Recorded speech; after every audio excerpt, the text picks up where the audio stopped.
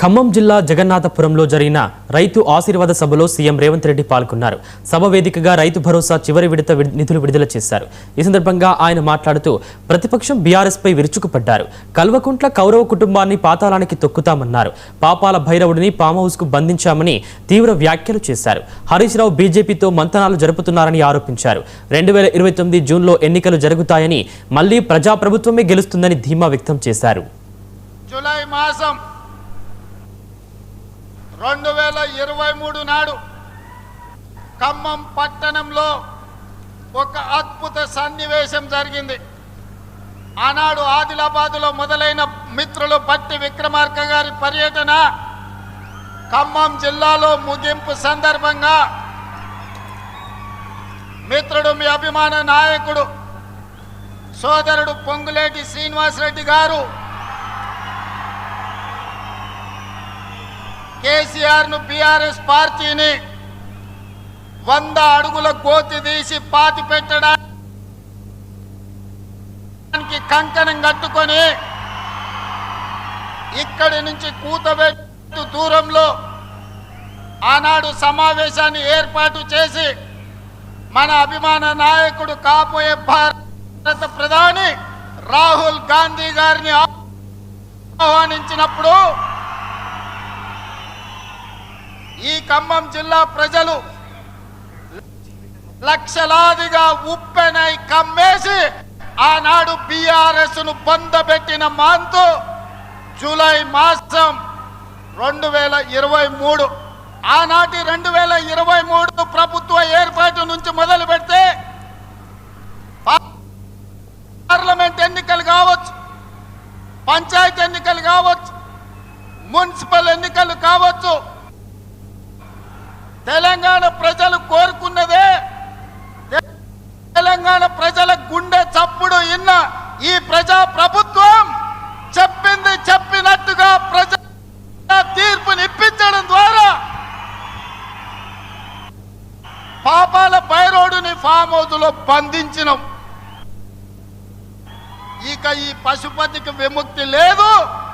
పాపాల భైరవుడు farm house లోనే బందీ అవుతాడని చెప్పిన మా నాడు భవిష్యత్తు చరిత్రను, జరగబోయే కురుక్షేత్రాన్ని ఈ వేదిక నుంచే నేను చెప్పదలుచుకున్నా. కౌరవ వంశాన్ని సర్వం తెలంగాణ గడ్డ మీద నుంచి తొలగించే వరకు, కౌరవ వంశం అంటే కల్వకుంట్ల కుటుంబం. ఈ కల్వకుంట్ల కుటుంబాన్ని తెలంగాణ గడ్డ మీద రాజకీయ ముఖ చిత్రం నుంచి పాతాళానికి తొక్కే వరకు కాంగ్రెస్ పార్టీ కార్యకర్తలు విశ్రమించరు.